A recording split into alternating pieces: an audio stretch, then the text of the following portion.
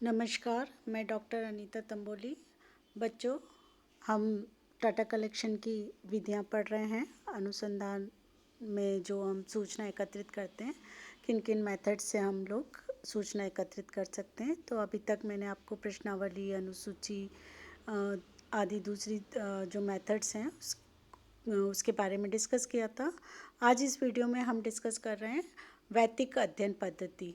वैदिक अध्ययन पद्धति जैसा कि इसके नाम से स्पष्ट है, तो अभी हम इसको और आगे देखते हैं तो इससे आपको ये कंसेप्ट और भी क्लियर हो जाती है कि कई बार हम बहुत सारे लोगों से सूचना एकत्र न करके किसी एक संस्था, समूह या एक व्यक्ति से ही हम उसका संपूर्ण अध्ययन करके सूचनाएं प्राप्त करते हैं, तो उसको हम वैदिक अध्ययन पद्धति कहते हैं।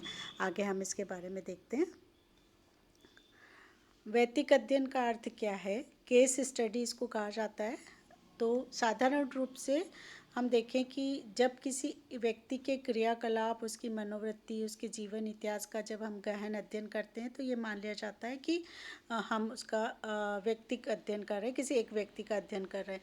लेकिन यहाँ आप इस बात पे ध्यान देना कि केवल किसी एक व्यक्ति का ही नहीं, बल्कि ये चीज़ आप ध्यान रखना कि किसी एक इकाई का, वो एक इकाई कोई भी हो सकती है, वो एक सामाजिक इकाई जैसे व्यक्ति, परिवार, समूह, संस्था, समुदाय आदि को केंद्र मानते हुए किया जा सकता है।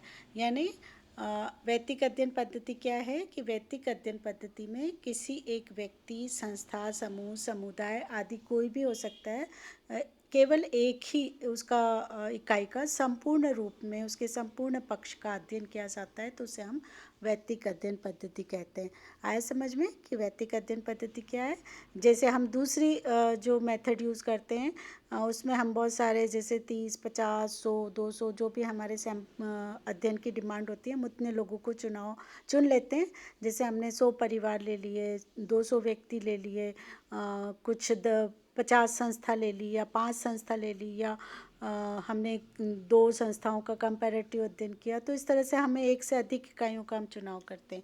लेकिन वैदिक अध्ययन पद्धति में किसी एक इकाई का, है ना, समझ रहे हो आप?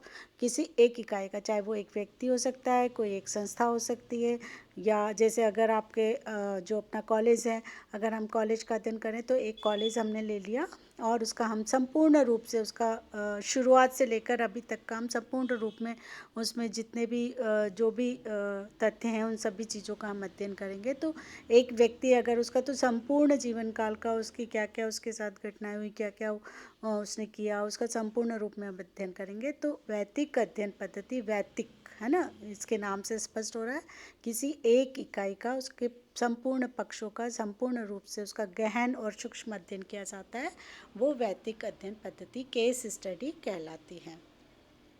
फिर हम देखें आगे वैदिक अध्ययन की परिभाषा। जब हम परिभाषा देखते हैं तो जो हमारे समाजशास्त्री इसको डिफाइन करते हैं, परिभाषित करते हैं, तो उससे उसका मीनिंग और स्पष्ट हो जाता है। तो जैसे पीवी यंग के शब्दों में अगर हम देखें तो वैदिक अध्ययन किसी एक सामाजिक इकाई के जीवन की खोज और विश्लेषण की पद्धति है, चाहे यह इकाई एक व्यक्ति, परिवार, संस्था, सांस्कृतिक समूह अथवा संपूर्ण समुदाय ही क्यों न हो। तो इस तरह से हम देखें, दूसरी जो परिभाषा है, सिन पाओ यंग ने भी इसी तरह से इसको परिभाषित किया है। तो हम देखें कि उपयुक्त परिभाषाओं से क्या स्पष्ट हो रहा है कि वैदिक अध्ययन का तात्पर्य किसी भी एक सामाजिक इकाई के समस्त उसके समस्त पक्षों का हम अध्ययन करते हैं, उसको हम सूक्ष्म और गहन अध्ययन करते हैं, वो वैदिक अध्ययन पद्धति कहलाती है। अब अगर हम आगे देखें, नेक्स्ट हम इसकी विशेषता देखें, तो जब हम किसी कंसेप्ट को हम पढ़ रहे होते हैं तो कंसेप्ट क्या है ये देखना होता है। फिर कंसेप्ट की जब हम डेफिनेशन देखते हैं तो वो और स्पष्ट हो जाता है, और जब हम उसकी विशेषताएं देखते हैं तो वो कंसेप्ट और क्लियर हो जाता है। तो हम देखें कि इसकी विशेषता क्या है। तो इसकी सबसे पहली विशेषता क्या है कि वैदिक अध्ययन पद्धति किसी एक विशिष्ट इकाई का संपूर्ण अध्ययन है ना, संपूर्ण अध्ययन है। दूसरी विशेषता क्या है कि इस अध्ययन विधि के द्वारा जो अध्ययन किया जाता है वो सूक्ष्म और गहन होता है। यानी जो अनुसंधान करता है वो समय की चिंता नहीं करता है, वो जब तक उस कार्य को करता रहता है जब तक उससे संबंधित उसको सारा डाटा कलेक्ट नहीं हो जाता। ये बहुत लंबे समय तक ये अध्ययन चलता रहता है। फिर इसकी तीसरी विशेषता क्या है कि अतीत और वर्तमान दोनों का अध्ययन होता है। यानी जिस भी इकाई का हम, जैसे अगर हम अपनी संस्था, शैक्षणिक संस्था ले लें, हमारा कॉलेज ले लें, अगर उसका अध्ययन कर रहे हैं तो इसका जो अतीत है, कब से ये स्टार्ट हुआ और आज वर्तमान तक जो भी इसका प्रोसेस रही है, जो भी घटनाएं हुई हैं, उन तमाम चीज़ों का हम अध्ययन करेंगे, है ना। अब फिर हम देखें वैदिक अध्ययन की जो ये इसका प्रकृति है वो गुणात्मक होती है। यानी हम क्वालिटी वाइज उसका अध्ययन करते हैं, गुणात्मक अध्ययन करते हैं। फिर हम इसकी लास्ट विशेषता देखें कि वैदिक अध्ययन में जो अध्ययन की जाने वाली इकाई है उसका किसी एक पहलू का अध्ययन नहीं करते, बल्कि उसके सभी पक्षों का। जैसे किसी एक व्यक्ति का अगर हम अध्ययन कर रहे हैं तो केवल एक शैक्षणिक पक्ष नहीं ले लिया हमने, उसका आर्थिक पक्ष नहीं ले लिया हमने, उसका संपूर्ण सामाजिक, आर्थिक, राजनीतिक, शैक्षणिक, पारिवारिक, है ना, वो सारे पक्षों को हम अध्ययन करेंगे। तो ये इसकी विशेषता है। तो आगे हम देखें कि जो भी कंसेप्ट है या जो भी कुछ है उसका कोई गुण भी होता है। किसी हर अध्ययन पद्धति के कुछ गुण होते हैं, कुछ दोष होते हैं। तो इसके भी कुछ गुण हैं, कुछ दोष हैं। तो हम इसके गुणों को देख लें कि गुण क्या है इसके वैदिक अध्ययन के, कि ये किसी एक सामाजिक इकाई का बहुत सूक्ष्म और गहन अध्ययन होता है, उसके बारे में हमें संपूर्ण जानकारी मिलती है।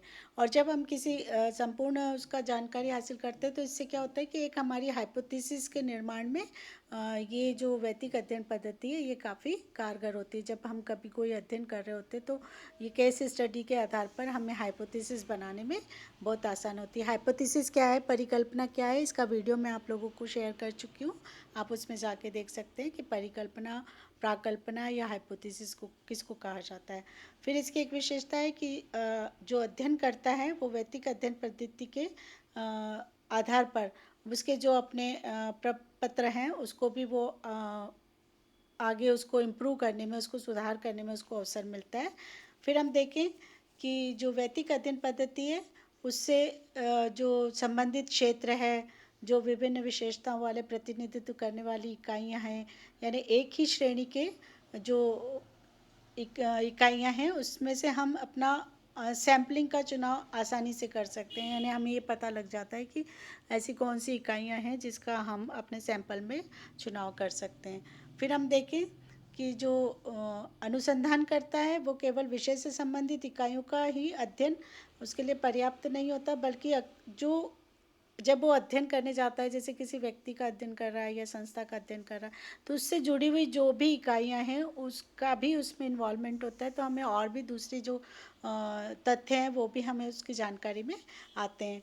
और हम देखें कि जब वो इसकी ये विशेषता है कि जैसे ब्लूमर महोदय ने कहा है कि जब भी हम किसी सामाजिक इकाई का संपूर्ण रूप से अध्ययन करते हैं और जब उससे संबंधित जो उसके पर्सनल जो डॉक्यूमेंट हैं या जो भी उसके रिलेटेड जो डॉक्यूमेंट्स हैं उनका भी अध्ययन करते हैं, तो इससे हमारे ज्ञान में भी वृद्धि होती है और हमारे अध्ययन के प्रति उसके अनुसंधानकर्ता की रुचि भी बढ़ती है। नई नई जानकारियाँ हमें मिलती जाती है। जैसे अगर किसी व्यक्ति के बारे में पर्सनल हम अध्ययन कर रहे हैं तो उसके जो भी डायरी है, डॉक्यूमेंट्स हैं, उसके बारे में हमें जानकारी मिलती जाती है, उससे रिलेटेड व्यक्तियों के बारे में जानकारी मिलती जाती है। तो एक इंटरेस्टिंग अध्ययन हो जाता है और अनुसंधानकर्ता को इंटरेस्ट भी आता है, उसके ज्ञान में वृद्धि भी होती है। फिर हम आगे देखें कि जब गुण है तो गुण के साथ इसमें दोष भी हमें दिखाई देंगे।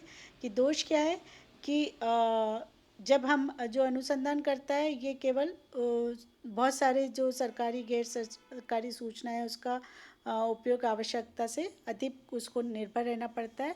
और ऐसे डॉक्यूमेंट कई बार हमें ये सूचनाएं अपने आप में ही कई बार दोषपूर्ण होती है, तो हमें डाटा भी उसी तरह का कलेक्शन होता जाता है।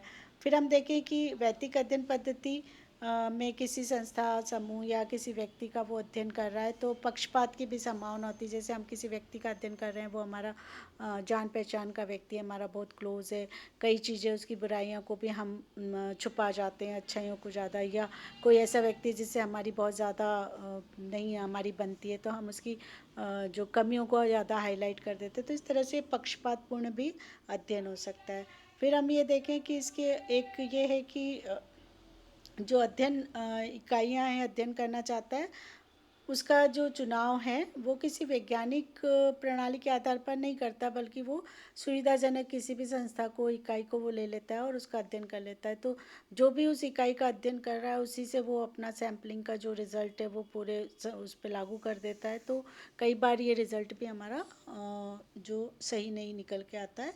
फिर हम देखें कि इस वैदिक अध्ययन में समय और धन की बहुत ज़्यादा आवश्यकता होती है, क्योंकि बहुत लंबे समय तक चलता है, तो बहुत समय की और धन की आवश्यकता होती है।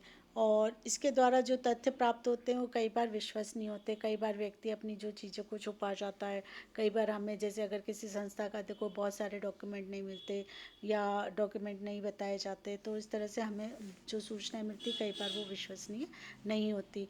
लेकिन उसके बावजूद भी हम देखें कि वैदिक अध्ययन पद्धति अनुसंधान कर्ताओं की एक पसंद का पद्धति रही है, और इसमें कई संस्थाओं, समितियों, समूह या किसी भी एक सामाजिक इकाई का संपूर्ण रूप से अध्ययन किया जाता है, इसलिए इसको एक वैदिक अध्ययन पद्धति कहा जाता है।